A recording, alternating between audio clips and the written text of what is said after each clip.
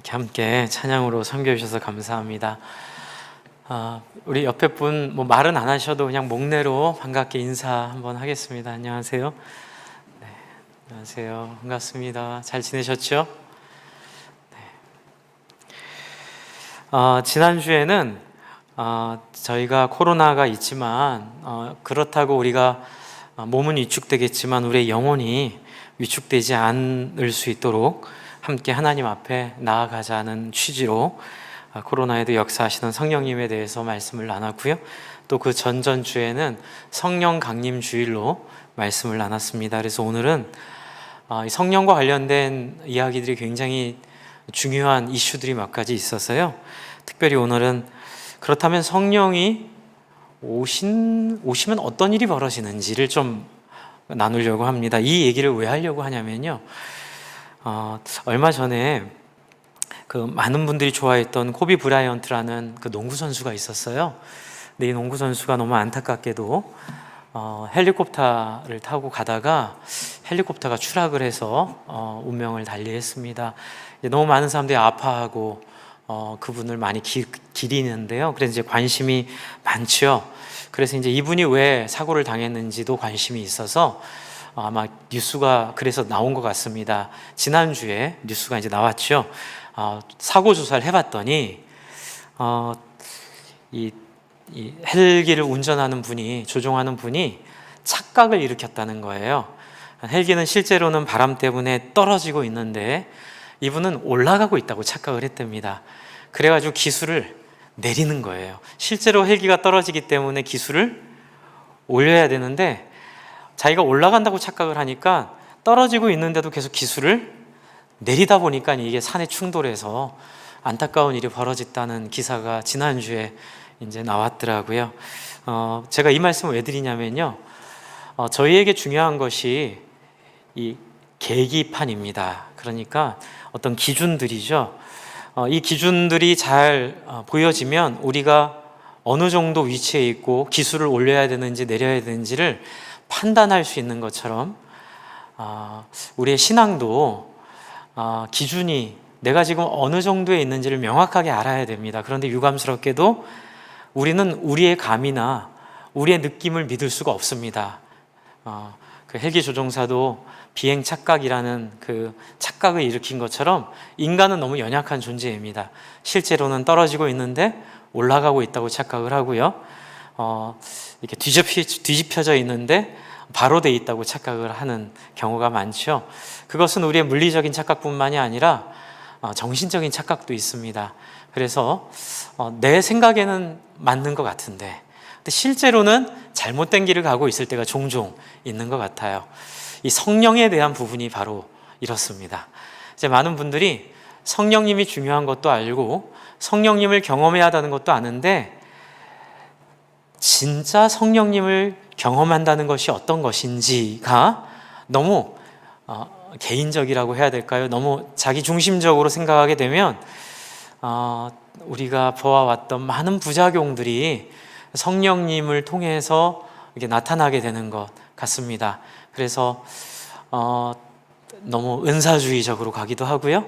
또 이제 신사도 운동, 제가 지난주에도 말씀드렸지만 내가 새로운 사도다. 그러니 내가 새로운 기준이다. 그러니까 성경이 이미 끝난 게 아니라 내가 받은 은혜가 너무 중요하기 때문에 성경을 넘어서서도 하나님이 역사하실 수 있다. 이런 착각들을 자꾸 하게 됩니다. 그래서 이제 오늘은 우리 안에 계기판을 좀 하나 마련하려고 합니다. 정말로 성령이 임했을 때 어떤 일들이 벌어지는지를 한번 성경이라는 계기판으로 정리를 좀 하고, 이게 완전하진 않죠? 일부입니다.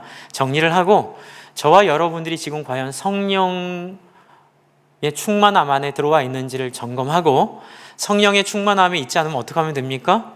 네, 계속 내려가면 기술을 올리면 되고요. 계속 올라가면 내리면 되죠. 네, 우리가 거기에 맞추어서 하나님에게 나아가 우리의 부족한 부분을 아뢰면 됩니다. 그래서 이걸 위해서, 기도를 위해서 우리가 하나님 앞에 나아가 간구를 위해서 정확한 우리의 현 상황을 좀 파악을 해보겠습니다. 이제 거기에 이제 중요한 부분이 바로 성경입니다. 성경에 나와 있는 여러 가지 모습을 한번 보도록 하겠습니다. 자, 4절을 한번 보겠습니다. 2장 4절. 오순절의 기적이 나타나 있는 2장 4절. 우리 지난주에는 2장 1절부터 3절까지 말씀을 나눴습니다. 한 곳에 모여 있을 때, 그리고 함께 있을 때에 하나님의 은혜가 있어서 함께 은혜를 주시고 그것이 개인에게 갈라졌다. 이제 거기까지 말씀을 나눴고요. 오늘은 4절입니다. 그랬더니 어떤 일이 벌어집니까? 그들이 다 성령의 충만함을 받았다. 이렇게 되어 있습니다. 이제 그 특징들을 보기 전에 이 성령의 충만함이 무엇인지를 먼저 한번 정리를 좀 해보려고 하는데요. 이 성령의 충만함은 성경에 여러 군데 나와 있습니다. 성령의 충만함을 한번 좀 보도록 하겠습니다. 성령의 충만함은 자연스럽게 그냥 저절로 되지 않습니다. 성령의 충만함은 어떻게 해야 되냐면요, 구해야 하나님이 주신다고 되어 있습니다. 잠깐 한번 말씀을 볼까요? 사도행전 19장 1절부터 16절까지의 말씀인데요. 앞에 프리젠테이션 좀 보여주시면 도움이 될 것 같습니다. 사도행전 19장 1절부터 찾으시는 것도 좋고요.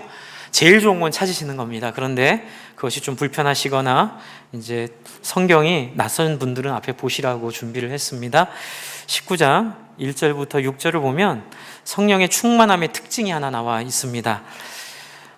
이 내용은 바울이 예배소에 와서 사람들을 만났습니다. 이 사람들은 이제 신앙인들이에요.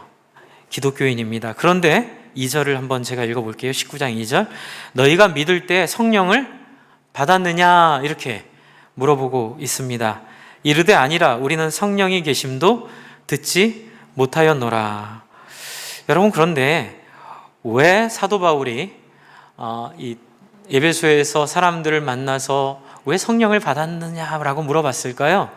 이제 그 이유는 예수 믿는 가장 중요한 특징이 성령을 받은 것이기 때문에 그렇습니다. 예수 믿으면 성령을 받게 돼 있다는 얘기죠. 그래서 지금 예수 믿느냐 이렇게 안 물어보고요, 성령을 받았느냐 이렇게 물어보고 있다는 사실입니다. 그래서 이 성령 충만은 예수님을 믿으면 누구에게나 하나님이 주시는 선물이라는 것 우리가 알 수 있습니다. 그런데 문제가 있어요. 성령이 계심을 듣지도 못했다는 거예요. 그래서 3절에 바울이 너희가 무슨 세례를 받았느냐? 요한이 대답하되 요한의 세례를 받았습니다. 이 사람들이 예수님을 모르는 거예요. 그러자 이제 바울이 예수를 소개합니다. 예수를 소개합니다. 그래서 5절을 보면 한번 같이 읽어볼까요? 시작. 그들이 듣고 주 예수의 이름으로 세례를 받으니 이렇게 되어 있어요. 그래서 어떤 일이 벌어집니까? 6절 바울이 그들에게 안수하며 성령이 그들에게 임하셨다. 이렇게 기록이 되어 있습니다. 이제 여기서 우리가 먼저 알 수 있는 건 성령을 못 받을 수도 있다는 거예요. 기독교인인데도. 그러니까 교회 안에 있는데도 이 제자들처럼 예배소 교회 안에 있는데도 성령을 못 받았다는 거예요. 그런데 성령을 못 받은 이유는 예수 그리스도를 믿는 믿음을 제대로 이렇게 이해하지 못했다, 이렇게 말씀을 감히 드릴 수 있죠. 그러니까 예수님을 믿는 믿음을 제대로 받지 못하니까 성령을 모르기도 했고 또 못 받게 된 것이지요. 그래서 여기서 우리가 두 가지 알 수 있는 건 교회 나와도 성령을 모를 수 있다는 거예요. 교회 나온다고 성령을 다 아는 게 아니라 교회 나와도 성령을 모를 수 있고, 두 번째는 예수님을 믿었는데 그 믿음이 무엇인지를 정확하게 알지 못하기 때문에 성령이 안 온 거일 수도 있다는 거죠. 그렇다면 여기서 말하는 예수 믿는다는 게 뭘까요? 여러분, 여기서 말하는 예수 믿음은요, 갈라디아서 2장 20절을 우리로 생각나게 합니다. 갈라디아서 2장 20절. 이것은 사도행전이 아니니까 앞에 보십시오. 제가 한번 읽어드리겠습니다. 내가 그리스도와 함께 십자가에 어떻게 됐다고요? 못 박혔다고 되어 있죠. 그런즉 이제는 내가 사는 것이 아니요 오직 내 안에 그리스도께서 사는 것이라. 제가 빨간 글씨로 일부러 친 이유가 있습니다. 이제 내가 육체 가운데 사는 것은 나를 사랑하사 나를 위하여 자기 자신을 버리신 하나님의 아들을 믿는 무엇 안에서요? 믿음 안에서. 저는 이 두 가지를 말씀드리고 싶습니다. 먼저는 예수를 제대로 믿으면 성령을 경험할 수 있는데, 성령을 경험하지 못한 두 가지 이유 중에 하나는 예수님을 믿는 믿음의 기초를 정확하게 쌓지 않았을 때일 수 있다는 생각을 합니다. 두 번째는 간구의 부분이거든요. 여기 사도 바울이 말한 것처럼 그것을 알고 구하고 받으려고 마음을 먹을 때 비로소 성령이 오시는 두 가지 특징이 있는데요. 이제 먼저 첫 번째를 말씀을 드릴게요. 저와 여러분은 예수님 믿으시죠? 아멘입니다. 그런데 예수 믿는다는 것 자체가 갖는 특징이 있습니다. 그 특징이 뭘까요? 자기를 부인하는 거예요. 이게 너무 중요한 부분입니다. 여러분, 제가 계속해서 한 3주에 걸쳐서 성령님이 오셔야 되는 이유를 설명드렸어요. 여러분 아시겠죠? 성령이 왜 오셔야 되죠? 우리의 주장 때문에 떠난 성령님, 그리고 우리의 주장은 죄고요. 우리의 죄가 있는 한 성령님이 오시면 우리는 죽습니다. 그렇기 때문에 예수님이 우리의 죄를 해결하시고 우리에게 성령님이 오실 수 있는 장애들을 제거하셨어요. 그 제거하신 것 중에 가장 결정적인 자리가 예수님이 죽은 죽음을 한번 같이 해주시겠어요? 작게 마스크 쓰셨으니까 나의 죽음으로. 네, 바로 이 부분이에요. 그러니까 예수님을 믿는다라고 했을 때, 지금 저는 이 19장을 이제 길게 설명할 수 없으니까 제가 그냥 정리한 것만 말씀을 드리는데요. 19장을 깊이 좀 묵상하고 앞뒤로 찾아보고 이러면 어쩌면 여기에 있는 이 예배소 교인들은 교회는 나오는데 예전에 유대인들이 믿는 믿음, 그런 식으로 내가 하나님을 믿는 것, 그냥 내가 신앙을 갖는 정도로 생각을 했기 때문에 성령을 모르기도 했지만 성령이 들어올 수 있는 여지가 없었다고 저는 해석을 해요. 그래서 제가 이 부분을 통해 여러분과 함께 나누고 싶은 전제 하나는 뭐냐면요, 성령이 임하기 위해서 꼭 필요한 거는 예수를 믿어야 된다는 건데, 예수를 믿는다는 건 내가 비워져야 된다는 거예요. 너무 간단한 거죠. 누가 들어오려고 그러면 내가 비워져야 돼요. 그래서 예수님께서 귀신을 쫓아내신 다음에 다시 더 심한 귀신이 든 사람을 보여주신 적이 있잖아요. 이제 그때 우리에게 주신 교훈은 그거예요. 하나님의 영이 나에게 와서 내 안에 악한 영들이 떠난 다음에 이 안에 좋은 것으로 채워지지 않으면 다시 더 심한 악한 것들이 나를 채우게 된다는 거죠. 여러분들, 너무나 많은 우리의 신앙의 실수들이 여기에 있는 것 같아요.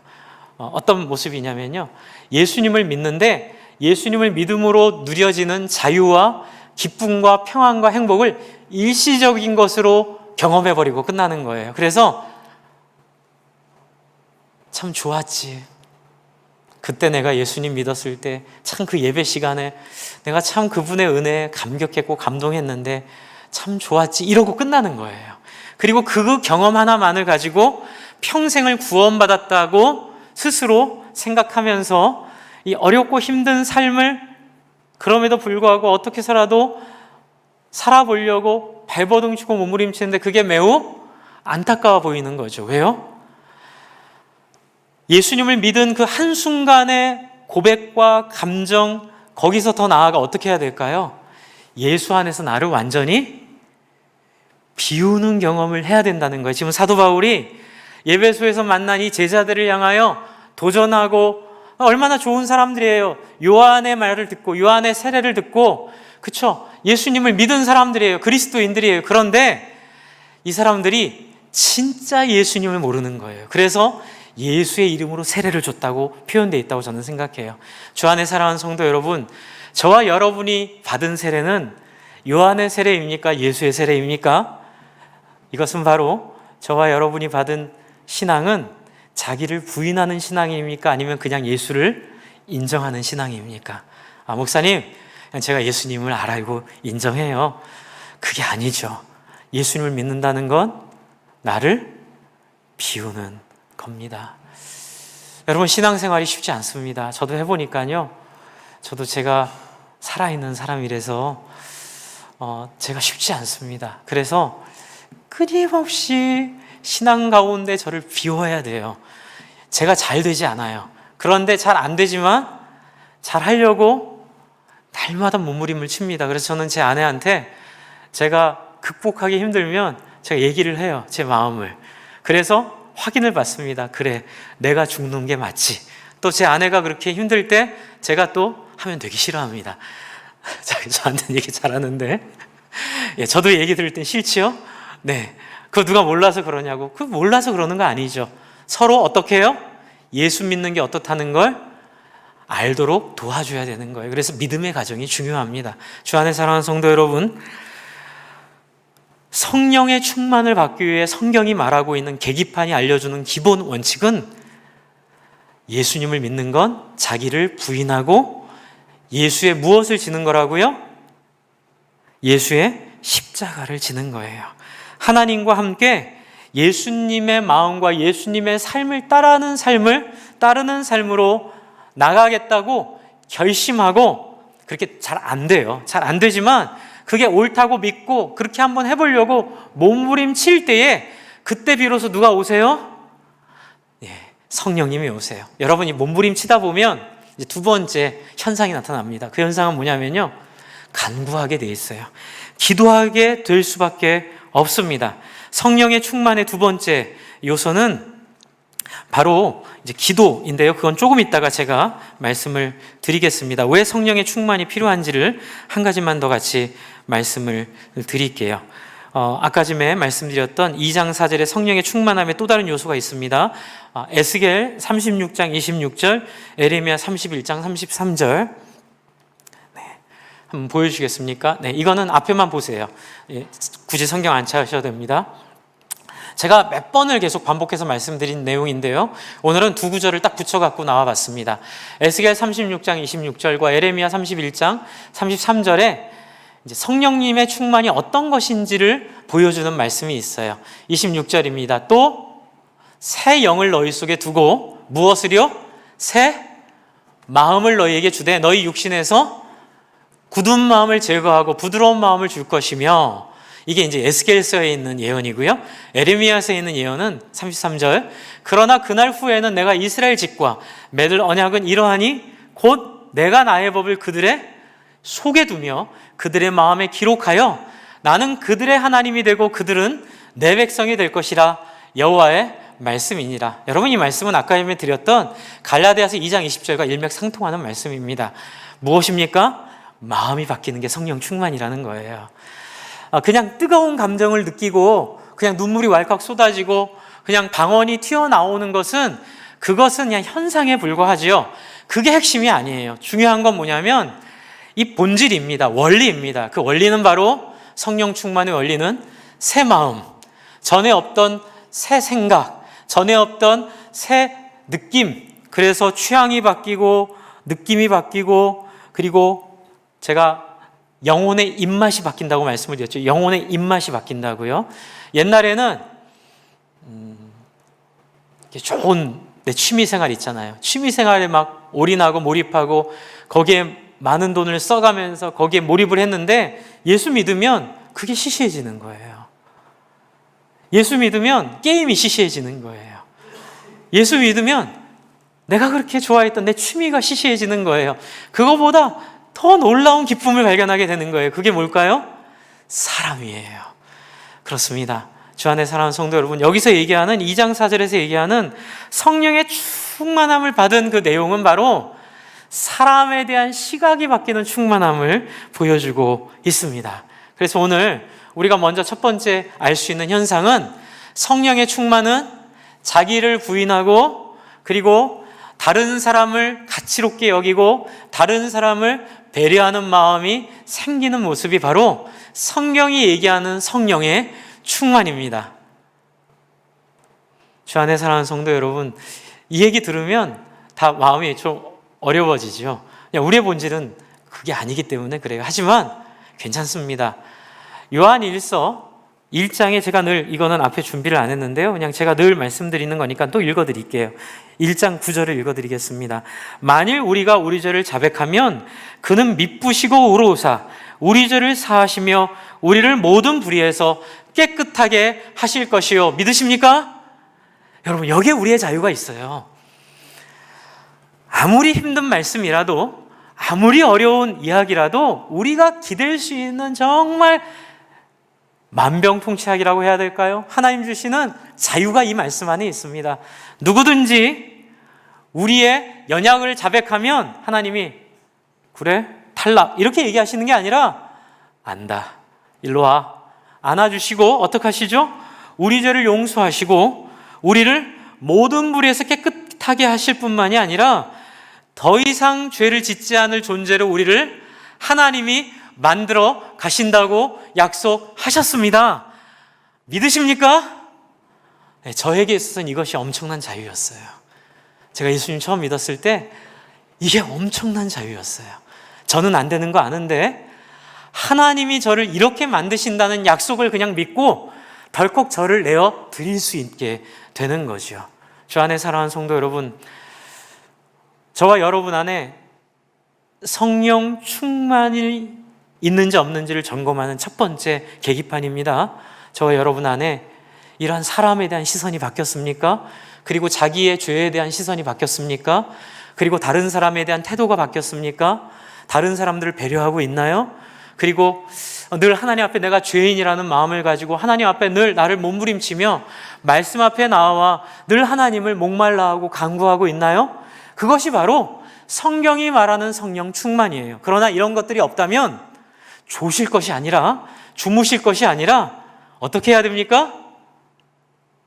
긴장하고 하나님 앞에 회개하면 하나님이 전혀 다른 존재로 저와 여러분을 만드실 줄로 믿습니다.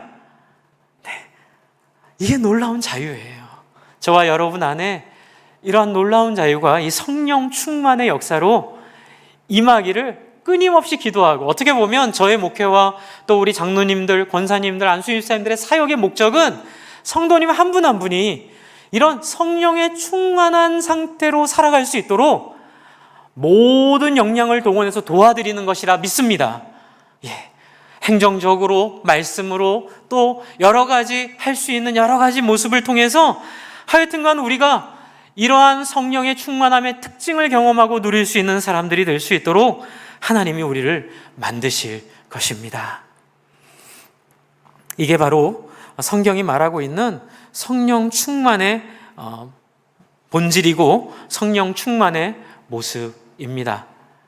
그렇다면 그 다음에 있는 이야기들은 뭘까요? 이제 이걸 얘기하기 위해선 이제 성령을 보는데 필요한 하나의 팁을 여러분에게 말씀을 드려야 됩니다. 하나의 팁을 여러분들에게 말씀을 드려야 되는데요. 여러분, 성경에는요, 우리가 성경을 읽을 때, 이건 제가 지지난주인가요? 우리 신자의 삶에서 수업할 때 말씀드렸던 거고, 신자의 삶 하신 분들은 한 번씩들 들으신 얘기입니다. 그래서 여러분, 신자의 삶을 한번 꼭 하셔야 돼요. 신자의 삶을 적어도 제가 여러분 섬기고 있으니까 저와 함께 신자의 삶을 한번 꼭 하셔야 이런 기본적인 틀들을 같이 준비를 해서 신앙생활 할 수 있게 되니까는요, 부탁을 드리고요. 여러분, 성경을 보시면 특별히 성령과 관련된 문제를 볼 때 이 부분이 헷갈리면 성경이 뒤죽박죽 될 가능성이 있습니다. 여러분, 성경에는요, 처방이 있고 묘사가 있습니다. 적으십시오. 성경에는 이제 우리가 성경을 읽을 때, 성경을 이해할 때 이게 처방인지 묘사인지를 판단해야 될 것들이 너무 많아요. 성경에는 항상 우리가 처방인지 묘사인지를 확인해야 될 부분들이 있습니다. 처방은 뭘까요? 처방은 뭐죠? 이렇게 돼야만 된다예요. 그 처방은요, 원리예요. 그러니까 제가 말씀드린 성령 충만은 무엇입니까? 라고 말씀드린 이건 처방이에요. 성령 충만은 예수 그리스도 앞에 나를 비우고 나를 버리고 나를 하나님께 드리는 거다. 이게 처방이죠. 묘사는 뭘까요? 네. 그런 일이 벌어졌을 때 어떠한 형태가 일어나는지를 그냥 그린 게 묘사예요. 그런데 이 처방과 묘사를 혼돈해 버리면 잘못하면 이단이 되어 버립니다. 특별히 성령과 관련해서 이 부분이 중요합니다. 여러분, 제가 언제 한번 또 설교를 드렸고 앞으로도 한 번 더 드리려고 하는데, 사도행전 2장 43절, 45절, 44절, 45절, 특별히 45절. 또한 재산과 소유를 팔아 각 사람의 필요를 따라 나누어 주며 날마다 마음을 같여 성전에 모이기를 힘쓰고, 여러분, 이걸 처방으로 말해버리면 그때부터는 어려워지는 거예요. 그러면 다 재산 팔아가지고 교회에 모여야 되는 거예요. 이거는 처방이 아니라 뭐죠? 성령이 충만해지면 어떤 일이 벌어진다? 이렇게도 되는구나 라는 묘사로 봐야 되는 거예요. 묘사로 보게 되면 우리의 좀 자유가 생기는 거죠. 이렇게 할 수도 있고, 하지만 이렇게 안 할 수도 있어요. 그래서 저는 이걸 처음에 처방과 묘사를 구별할 수 없을 때 매우 어려움들을 많이 여기서 겪었었어요. 그래서 막 초보 때는 막 이렇게 해야 된다고 막 안 되는 거를 막 주장하고 사람들 힘들게 했었는데, 나중에 제가 우리 최영기 목사님한테 이 부분은 참 덕을 많이 받습니다. 제가 빚을 많이 졌는데 최영기 목사님이 이걸 설명해 주시더라고요. 성경은 처방과 묘사가 있는데 처방과 묘사를 헷갈리지 않도록 목회자들이 이것을 잘 구별시켜드리고 설명시켜드려야 되고, 성도님들도 이 처방과 묘사를 지혜롭게 성경에서 잘 구별해낼 수 있어야 된다고 말씀을 하시더라고요. 상황은 묘사이고요, 원리는 처방입니다. 그래서 다시 2장 4절로 가시면 그들이 다 성령의 충만함을 받았죠. 충만함은 처방이에요. 여러분, 저와 여러분은 다 예수 그리스도를 통해서 성령의 충만을 받으셔야 합니다. 아멘. 이건 꼭 하셔야 돼요. 처방이에요. 그런데 그 다음은 묘사예요. 성령이 충만하게 됐을 때 이런 일이 일어났더라라는 묘사를 통해서 우리는 원리를 찾아내면 돼요. 그 다음이 뭡니까? 성령이 말하게 하심을 따라 다른 언어들로 말하기를 시작하니라. 이게 그 말하는 방언의 시작이지요. 여러분, 방언은, 제가 오늘 방언에 대해서 긴 얘기는 안 드리는데요, 방언은 하나님이 주신 은사가 맞습니다. 그런데 이 방언은 처방이 아니라 묘사예요. 묘사. 하나님의 은혜가 임했을 때 우리에게 어떤 일이 벌어질 수도 있는가를 보여주는 은사적 묘사인데요, 우리가 잘못해서 이 은사에 집중해버리면 그동안 우리가 보아왔던 교회 안에 있었던 성령을 말하면서 사람들 마음을 아프게 하고, 성령을 말하면서 돈에 정직하지 못하고, 성령을 말하면서 온갖 자기가 하고 싶은 욕망을 해버리는 그런 아주 이율배반적인 그 모습이 이 처방과 묘사를 헷갈릴 때 그렇게 나오게 되는 거예요. 주 안에 사랑하는 성도 여러분, 성령이 말하게 하심을 따라 다른 언어들로 말하기를 시작한다는 건 묘사예요. 그러니까 성령이 충만하면 이런 일이 있을 수도 있다는 거예요. 그럼 여기서 우리가 해야 되는 건 뭘까요? 다 방언해야 됩니다. 근데 여러분, 이런 식으로 얘기하면 진짜 방언하는 사람은 없어요. 왜냐하면 여기에 방언은 뭐예요? 여기에 방언은, 뒤에 보세요, 여기에 방언은 8절이에요. 8절입니다. 8절을 같이 한번 읽어볼까요? 8절 같이 한번 읽어보겠습니다. 시작. 우리 각 사람이 난곳 방언으로 듣게 되는 것이 됨이 어찌미냐.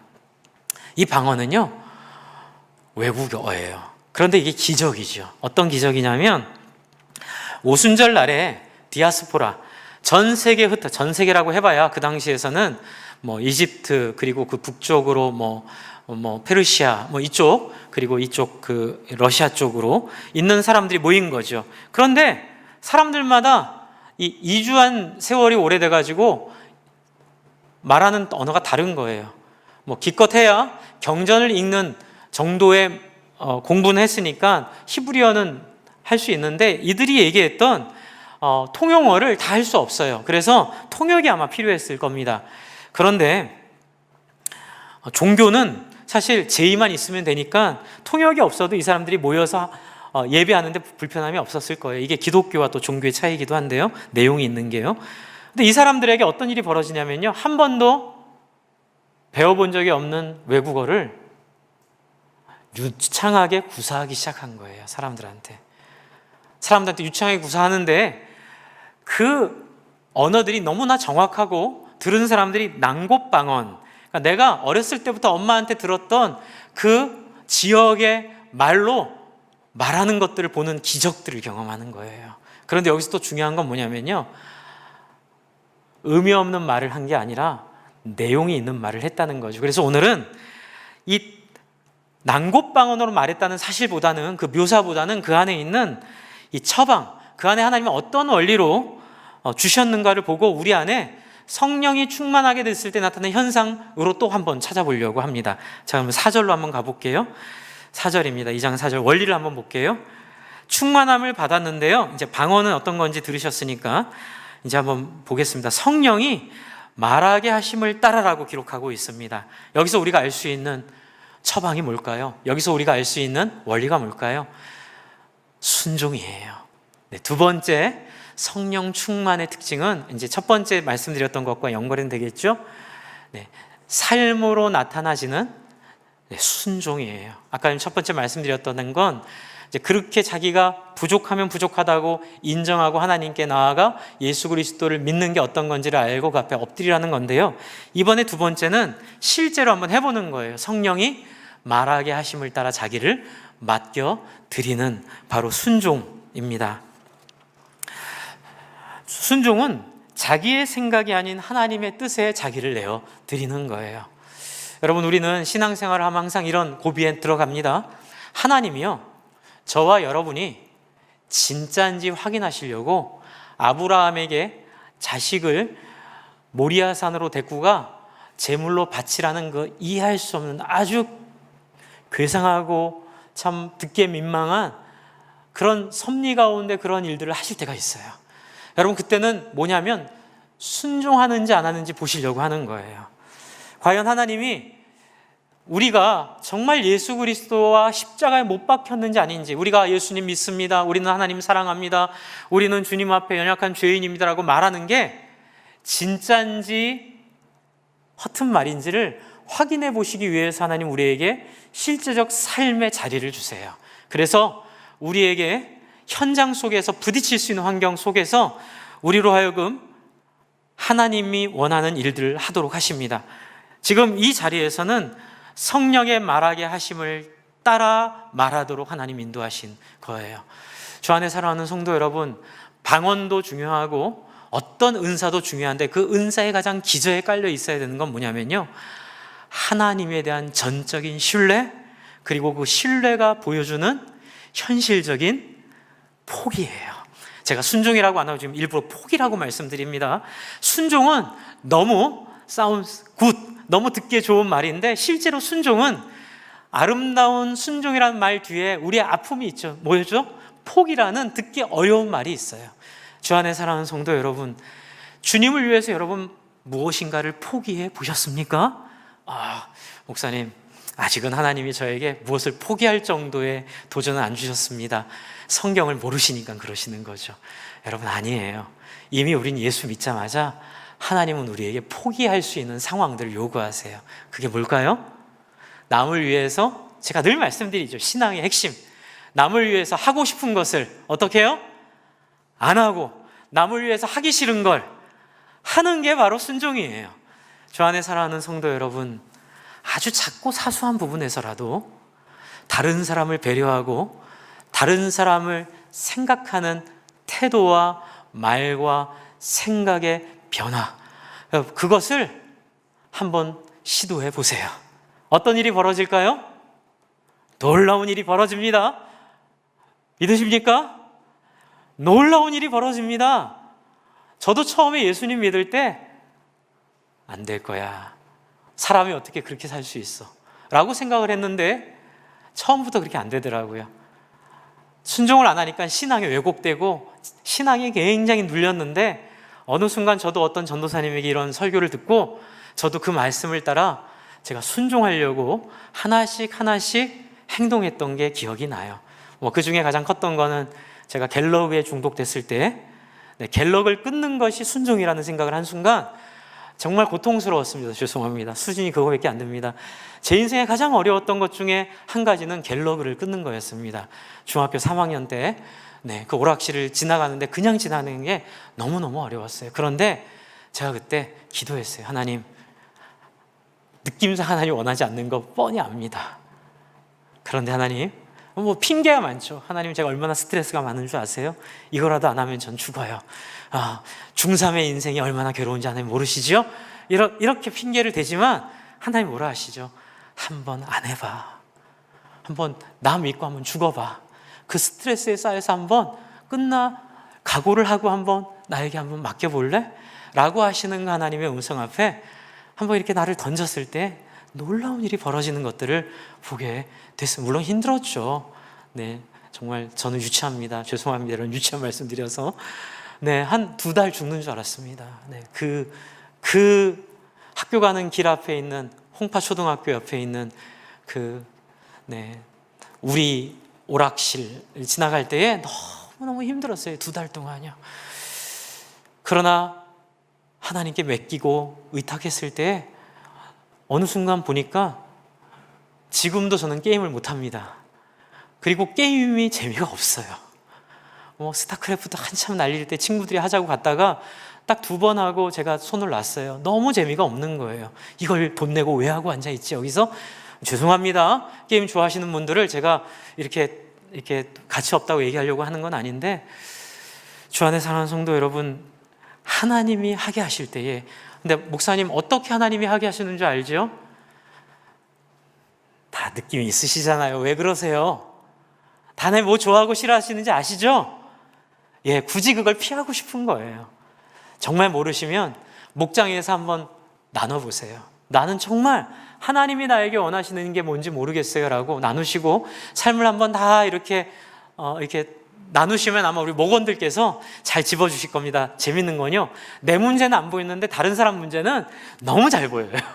그래서 우리는 서로가 서로를 의지하면서 하나님 앞에 우리가 무엇을 해야 될지를 도움을 받는 그 영광스러운 공동체 하나님 주신 것 같습니다. 주 안에 사랑하는 성도 여러분, 여러분 안에 무엇인가 포기한 게 있습니까? 무엇인가 하나님을 위해서 내려놓은 거 있습니까?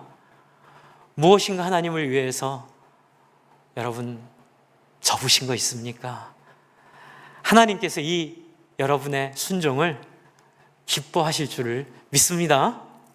네, 없으면 삶 속에서 하나라도 찾아서 오늘 꼭 하나 해주시면 감사하겠습니다.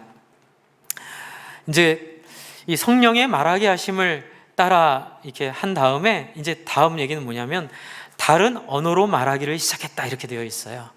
이건 뭐냐면요, 순종을 한 다음에 그 다음에 하나님이 능력을 주신다는 거예요. 하나님을 따라 말했더니 한 번도 배워보지 못한 이야기를 하게 하시는 거예요.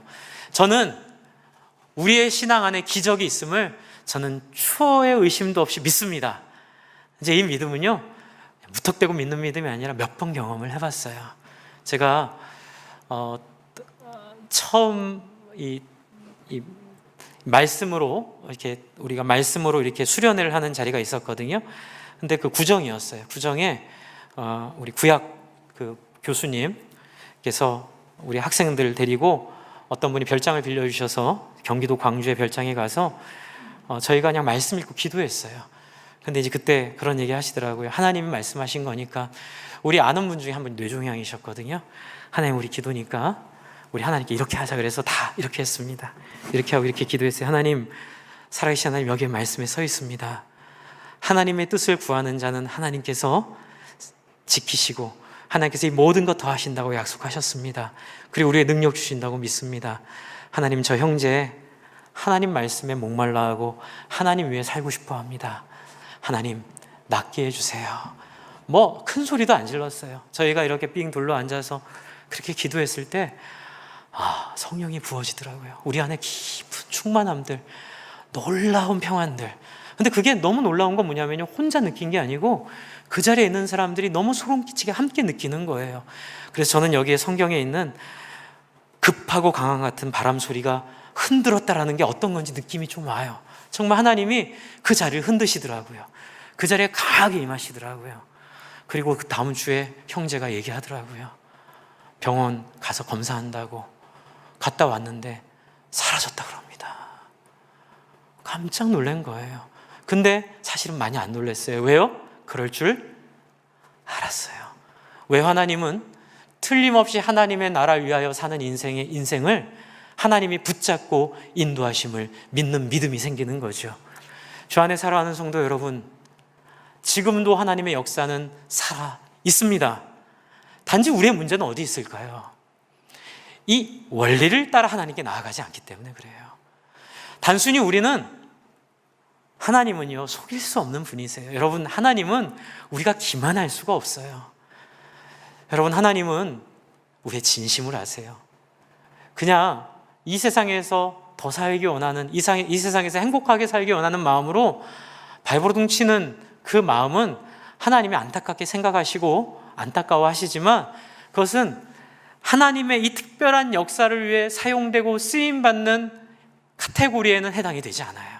하나님은 그냥 이 땅에 죄인인 사람들이 살아가고 있는 삶 속에서의 어려움 속에서 겪는 어려움을 그냥 하나님은 눈물을 흘리며 아파하고 계시는데, 하나님은 특별히 역사하실 때가 있어요. 그게 언제예요? 한번 같이 따라해 주시겠어요? 영혼 구원 위에 나설 때. 여러분, 저는 이 확신이 있어요. 영혼 구원 위에 인생을 드릴 때에 하나님은 그 인생을 사용하기 위하여, 도구로 쓰기 위하여 살리기도 하시고, 또 어떨 때는 순교하게도 하세요. 이게 하나님의 섭리예요.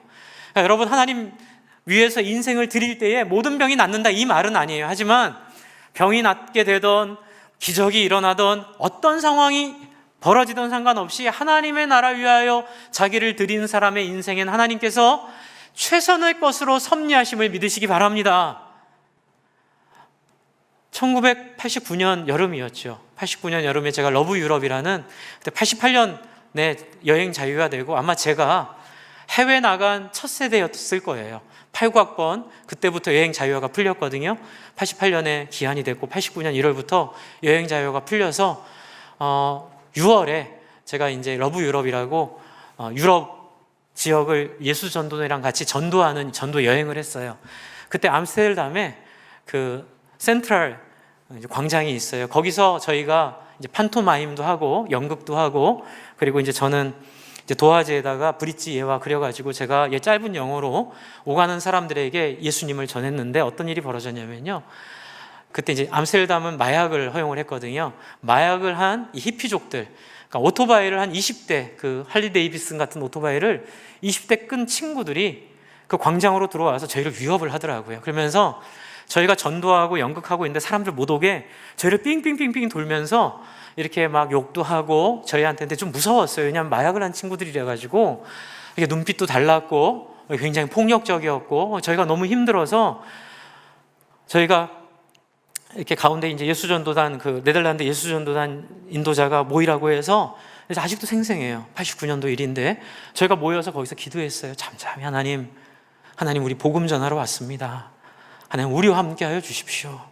기도했는데 갑자기 걔네들이 소리를 지르면서 막 신경질을 내면서 그냥 가버리더라고요. 그래서 이제 그날 저녁에 저희가 이제 모여서 간증을 하는데, 그 예수전도단 리더가 그런 간증을 하더라고요. 걔네들이 뭘 봤다는 거예요. 저희가 기도하고 있는데 마약 먹은 애들이 이제 저희를 공격하려고, 저희를 못하게 하려고 막 하는데, 막 우리 눈에는 안 보이는데 걔네가 막 우리가 안 보이는 어떤 존재를 향해서 막 무서워하면서 그 존재와 이렇게 막 싸우다가 그냥 다 황급하게 다 도망가 버렸다고 얘기를 하더라고요. 근데 이런 일들이 한두 번 있지 않았어요. 또 저희 선교사님들 위해서 기도할 때에 미국에서 있었던 일인데요. 이건 제 얘기가 아니라 전에 들은 얘기입니다. GBT에서 제가 봉사할 때 이제 제가 그 소식지 넣는 봉사를 하러 갔는데, 얼마 전에 이런 일들이 있었대요. 선교지에서 선교사님들이 있었는데 갑자기 어느 날 그 권사님이겠죠, 우리로 치면 그 선교를 담당한 권사님 마음속에 기도하고 싶은 마음이 들었대요. 그래가지고 교인들한테 연락을 해서 그 목요일 날 저녁에 몇 시에 기도하러, 이렇게 이상하게 우리 그 선교사님 위해서 기도하자라는 마음이 들어서 모여서 기도했는데 나중에 그 선교사님이 간증을 하는 걸 듣고 깜짝 놀란 거예요. 선교사님 뭐라고 하냐면, 몇 개월 전에 어떤 그 선교지를 이렇게 신방하려고 다니다가 야간에 자기들이 그 텐트를 치고 잤대요. 그런데 자기는 그날은 몰랐는데 자기를 습격하려고 왔던 도적들이 한 10명이 있었는데, 이제 걔네들은 사람을 죽이고 물건을 가져가는 친구들이래요. 근데 그 친구들이 우리를 습격하려고 하다가 칼을 든 사람들 20명이 지키고 있는 걸 보고 자기들이 너무 놀래가지고 황급하게 도망을 갔다고 얘기를 하더라고요. 그리고 그 이야기가 소문이 퍼져가지고 그 선교사님 귀에 들어온 거예요. 근데 선교사님이, 그때 우리는 잠만 잤고 누가 선교사 여행하는데 칼을 들고 누가 보초를 쓰냐고 이렇게 생각을 했다는 얘기를 이제 선교부에 보고할 때 이렇게 차 마시면서 나눈 거예요. 그때 물어본 거죠. 이 권사님과 우리로 치면 권사님이 혹시 그날이 며칠이었습니까? 자기들이 기도했던 그날인 거예요. 몇이었습니까? 시차를 따져보니까 자기들이 바로 기도했던 그 시간이 그 선교사님들이 야영을 시작했던 시간이었던 거예요. 주 안에 사랑하는 성도 여러분, 하나님의 역사는 지금도 끊이지 않고 영원권하고 제자 삼으려는 인생들 위해 있음을 믿으시기 바랍니다. 단지 우리는 하나님이 말씀하시는 예수 믿는 믿음 가운데 못 들어가고, 거기서 우리가 하는 순종 가운데 못 들어가고, 그리고 정말 우리가 하나님을 아브라함처럼 정말 하나님을 믿는 삶의 증거로 되어드리지 못하고, 마지막으로는 영원권하고 제자 삼으라는 이 성령님의 소원에 우리가 마음을 맞추지 못하기 때문에 우리는 그냥 자연계의 법칙을 따라 그냥 아플 때 아프고 그냥 우리의 삶이 그렇게 살다가 죽는 자연스러운 삶 속에 놓여져 있는 것뿐이에요. 주 안에 사랑하는 성도 여러분, 예수 믿는 건 그냥 그렇게 사는 삶이 아니에요. 날마다 이 세상을 넘나드는 영원권의 기적들을 누리는 삶인 줄을 믿으시기 바랍니다. 너무 신나는 거예요. 여러분, 저도 우리 교회 와서 한 번도 제가 설교 준비하면서 하나님이 안 도와준 것을 경험해 본 적이 없어요. 이번 주는 좀 설교가 어렵겠다라고 하면 희한하게 토요일 날 밤 10시에라도 찾아오세요. 제가 찾아온다는 얘기가 하나님이 이렇게 오셔서 이런 게 아니라 그 마음을 열어주시고 제 마음을 뜨겁게 해주시고 제 마음을 간절하게 만드시는 하나님의 도우심을 한 주도 빠지지 않고 느끼고 있어요. 주 안에 사랑하는 성도 여러분, 믿으십시오. 하나님이 다른 언어들로 말하게 하실 수 있는 분이고, 저와 여러분의 인생이 이 땅의 한계와 이 땅의 계산 속에 매여 살 존재들이 아님을 믿으시기 바랍니다. 저와 여러분들은 영원권을 위하여 하나님에게 새 인생으로 부름받았고요, 그 일의 사명을 따라 우리는 이 코로나 시대죠. 이 코로나 시대에 사람들을 구원할 하나님의 사명자로 부름을 받았습니다. 이를 위해서 마지막으로 시간이 다 돼서 두 가지만 말씀드리면, 여기에 필요한 것은 기도와 말씀입니다. 그래서 사도행전 4장 31절을 보면, 이를 위해서 4장 31절 제가 읽고 그냥 끝낼게요. 31절, 빌기를 다함에 모인 곳이 진동하더니 무리가 다 성령이 충만하여 담대히 하나님의 말씀을 전하니라. 제가 지난주에도 말씀드렸죠. 그래도 너희가 간구해야 된다고 했기 때문에 여러분, 우리가 기도해야 됩니다. 오늘 제가 여러분께 설교를 드리는 이유도 기도하게 하려고 설교 드리는 거예요. 듣고 말씀 좋았습니다, 이것도 감사하지만 여러분 들으셨으면 저 성령님을 하나님 나도 경험하게 해달라고 기도하시기 바랍니다. 그리고 마지막으로는 사도행전 10장 44절에 말씀은 제가 한 절 읽고 마치겠습니다. 44절에 이렇게 말씀되어 있습니다.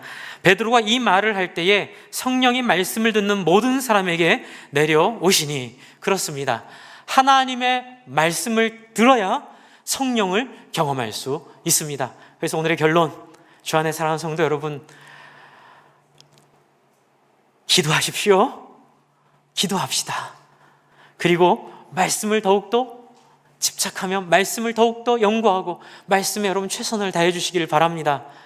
제가 오늘 너무 감사한 일은 우리 장로님들께서 자원하셔서, 목사님, 교회가 이렇게 코로나 시대를 맞이했는데 우리 기도해야 되지 않습니까? 그래서 오늘 아침 8시에 7시 반에 우리 장로님들 다, 은퇴 장로님들까지 다 나오셔서 함께 합심으로 기도하기 시작했어요. 할렐루야. 여러분, 우리 안에 함께 기도하는 목장마다, 또 장로님들마다, 권사님들마다, 또 집안마다 함께 이 기도의 자리로 나아오는 귀한 역사 있기를 바랍니다. 여러분, 성령의 충만이 바로 그러한 것입니다. 우리 함께 같이 기도할까요? 제가 시간이 없어서 마지 못한 얘기까지 함께 포함해서 기도하겠습니다. 여러분, 성령의 은사는 공공의 이익을 위해서라고 성경에 써 있거든요. 우리 같이 기도합시다.